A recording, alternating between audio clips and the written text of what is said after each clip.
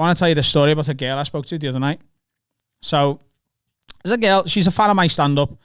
I'm not going to name her, but she's been a fan of my stand-up for a while. She's followed me for a while, and she sent me a message about, like, just replying to like a joke I'd made or something. And then weirdly, I went on Instagram, and I follow her on Instagram. I follow a lot of people back if they send me a few messages, because I know people sort of like that when... no, you don't. He's a prick. If I have an interaction with someone, I know that, like, to them, I'm someone whose work they enjoy, and I know, like, people like getting followed back. So if I do have a conversation with people, I do tend to do that. And I'd done that a while ago with this girl, and she'd put a picture up, or 3 actually, and a company in the post had said, you look at these 3 pictures, and it was 2 photos of her looking very pretty and smiling, and the third one just, it looked like a scan of like a thing, and it had just come up on my Instagram just as I'd been talking to her. So I just went, hey, because a post said, just because someone is smiling doesn't mean they're not suffering with someone else on the inside. From these photos, you can see it looks like I'm the happiest I've ever been, happiest and healthiest I've ever been, and that's not always necessarily the truth. And then the picture of what looked like this scan with something wrong, I couldn't quite make out what it was. So I messaged her and I was like, hey, listen, I'm sorry to make, if this is a bit, if you don't want to talk about this or whatever, but you have posted about it. I'm just wondering what that third picture is, because I can't make out what it is. And she said, well, it's actually a cyst that's on me windpipe. And, you know, she told me how she got it. I'm not going to go into that because I don't think that's fair. But she's got a cyst on her windpipe from, so part of her body had been pushed in to her windpipe, and it's stuck in it, and a cyst has then grown on it, and she's had it removed a couple of times. She's only young. She's younger than me, I think. And she got told very recently that eventually this cyst is going to take her life. And it's... Jesus. She got told that a couple of months ago. She's had to make arrangements. She's had to make her will. She's got 2 young kids. And she said, I haven't told me kids because I'm trying to be as happy as I can for them. And I was like, look, I think what you're doing is fucking incredible. I had no idea, you know, you were going through something like this, and the fact you're trying to be there for you. She was like, well, I want my kids to remember all happy times, and then when this happens, they'll just have to deal with it rather than deal with it while it's happening. That's what my mum did. Which is a very, very brave thing to do, and a very selfless thing to do. And she hasn't told many of her friends about this until, like, recently. And I sent her my number, and I said, listen, let's be friends. And because she said she was struggling to tell her friends about it or talk about it with people she really knows. And I was like, look, if you get to the end of your day and you just need to rant or be upset, you can text me. And if it's 3:00 in the morning, I'm often still awake playing FIFA or something, and I'll talk to you, because I know how hard that can be. And I also know how much easier it can be to talk to a stranger than someone close to you at times. It's weird how that works. Yep. You feel really difficult telling, like if I found out I had a bad health issue, I'd find it so much easier to say it on stage than sit my dad down and tell him. I just would. Yeah, that's why support groups are often with strangers. Yeah. Because telling someone you love, you're wrapped up in a very complicated personal relationship with them. There's layers, there's history. Telling a stranger who's going through something similar, it's so simple. It's straight to the point. Yeah. It's the issue. So I'm talking to her and I was like, you know, this is, I think it's, and she's saying, I'm just doing what any mum would do. And that's absolutely not true. I think, you know, some people would really struggle to deal with what she's dealing with at such a young age. And they've basically said if they tried to take what's blocking her windpipe out and it went wrong, she would die on the table and there's nothing anyone could do. And that's the only way they could permanently remove the cyst, because every time they remove it, it grows back. This is my understanding of it anyway. Again, I'm not a fucking expert on this stuff. So she's been told, you know, we don't know the rate of speed at which this is going to grow, and it's going to completely block your windpipe, but we think that will eventually happen. And she's going to see a specialist tomorrow, I believe, to see if there's any more options. But essentially she's been told it could be 2 weeks, it could be 3 days, it could be 6 months, it could be 4 years, but eventually this is going to take her life. And, you know, then she said, I'm sorry about whinging. She went, tell me what's been happening with you or whatever. And I was like, oh, thank fuck you've asked. Jesus, fucking banging on about sissy. Let me tell you, I got a parking ticket the other day and I'm fuming. Well, like you'd be able to fully fucking bang on about, burnt me dinner. I went, look, I don't want to do that. And she was like, no, like, I like hearing other people's problems and talking to them because it makes me feel better or whatever she said. And I was like, look, my life's, okay at the minute. I'm a bit pissed off about gigs maybe disappearing, but that's my big complaint. I went through a breakup recently, but it was my decision and it's a good decision and whatever. And then she was like, well, thanks for sending me your number. And she sent me a text. And then she said, have you ever fucked a girl who's dying?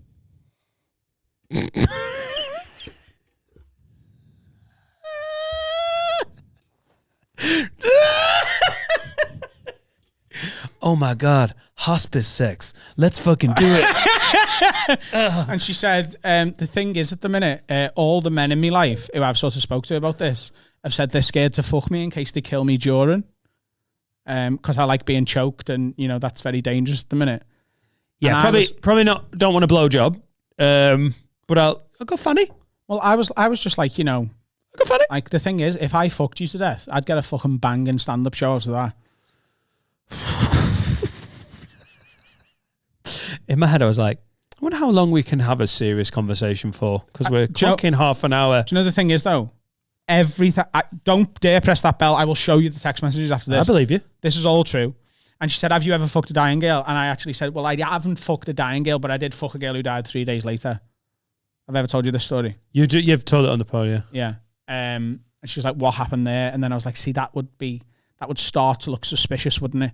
If I fucked you. That's form. Yeah. And this is evidence. Yeah. On YouTube. Yeah.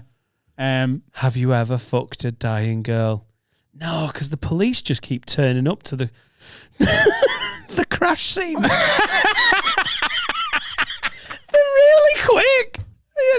Just as I get hard, I hear ambulances and fucking fire engines, and then people are getting out of the wreckage.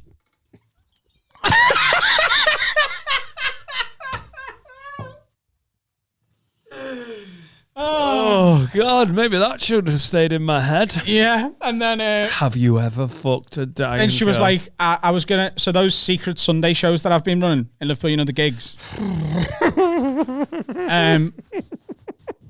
She was like, so I just love how people make jokes out of tragedies. You know what I mean? So she's just such a young girl, and she was like, that secret Sunday show you're doing? I nearly booked tickets for it, but I don't know whether I'm going to be in hospital or alive by the time it comes round. I can't get a refund when I'm dead. That's so scouse, isn't it? Like, fucking hell. I would buy tickets, but I've been given like 4 days to live. Do you do refunds if I've passed away? And I was like, look, listen. I was like, the show is sold out, but if you're still around when that gig happens, then I will sort you 2, 3, 4, 5, 6, however many tickets you want. I will get you in. And even if that means someone with tickets turns up and the venue go, you can't have them all in, I will pay someone to fuck off because you deserve to come to a comedy show. And she went, does this work on all the girls? Right. And I nearly, because I knew she could take a joke, I typed out only the dying ones. And I couldn't do it. I shit out.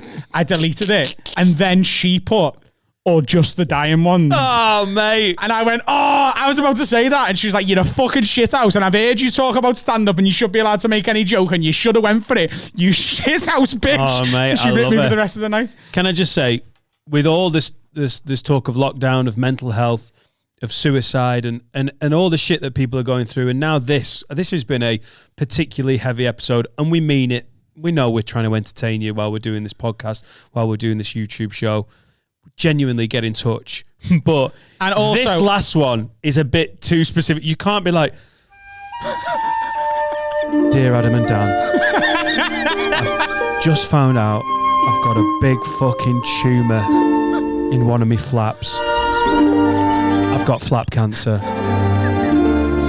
I've always had big flaps, but now the left one's fucking massive. I'm having to wear really big knickers, and I'm walking slightly to the left. It's a fucking nightmare. Can you imagine? Here's the thing. But will you fuck me? Here's the thing. Look, like I haven't told Dan about this yet. But you know, I knew we were coming here to do this today. I was hoping I was going to get to tell that story. And she kind of gave me permission to do so.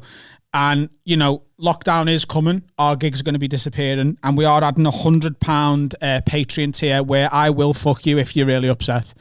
But it's going to happen with this music in the background. You can pay me to come round. Girl, that's a big flap.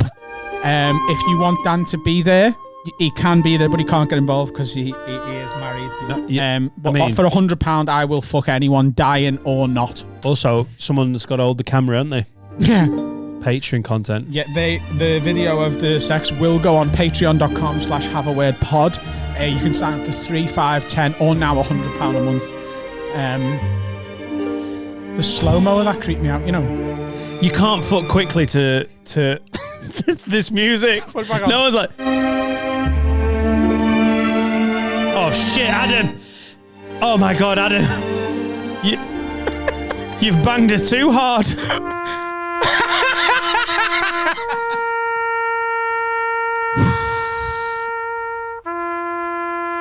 Seriously though, I'll get some kitchen roll. Imagine if you fucked someone and they died, Jordan. Like, what would look, I've got messages from this girl. Let's say I do this for her, you know, like a Make-A-Wish thing, right? Some people want to go to Disneyland. What? You're not a dolphin.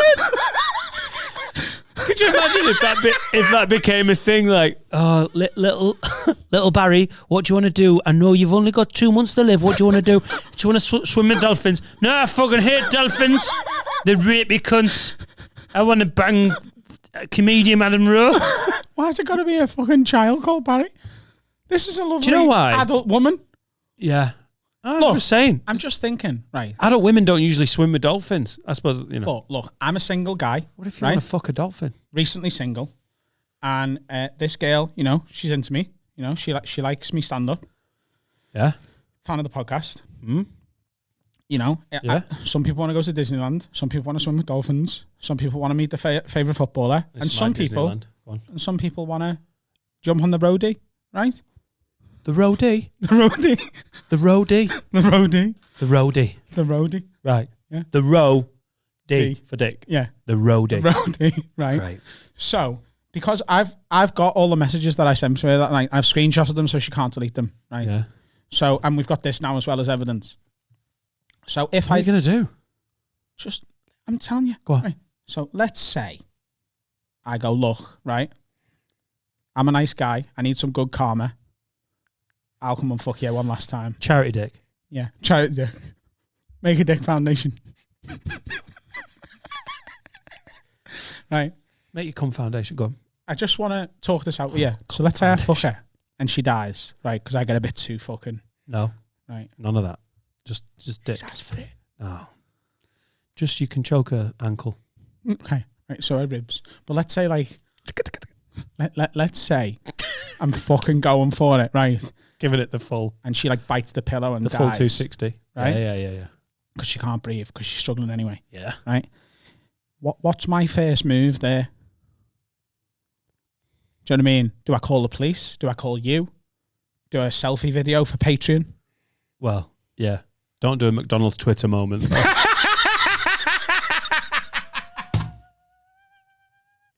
Right, guys, it's fucking 10 to 5 in the morning, and this bitch has died. And then the whole of Evertonian Twitter gets on like, does she work at a fucking McDonald's? She better not work at a fucking McDonald's, you fucking swat. Adam Rose fucked a minimum wage 14-year-old outside McDonald's in Penrith to death with You're trying to get me on no context, have a word. Oh. If anyone has listened to the last 15 minutes of this where we've spoke about that girl, and I still won't name her, she's going to listen to the podcast. If you are upset by anything we've said, I want you to have a word with yourself. Come on, yes! That's how you broadcast. She will be fucking delighted when she hears that. She's got a very sick sense of humour. She's fucking wonderful. And I'm just hoping that she gets some news from a specialist. That means she's going to be all right. But if she isn't, she's got this. All right. Which is, massive love to her. Such a really good thing that we've done, actually. We're such good people. The podcast. And everyone who's emailed in, keep them coming. And whatever's coming in the next month, 2 months, 3 months, like we said back in March, we'll get through it together. And look, there's every chance that people will see this episode that haven't seen anything else before. Because, the type of stuff we've talked about, maybe it's a slight step away from what we do in the most part of other things. And if you found this episode and you're like, do you know what? I want more from those guys, then you should only really be judging that on the last 15 minutes. Like, if fucking girls to death is your thing, then subscribe to Have a Word Pod on YouTube.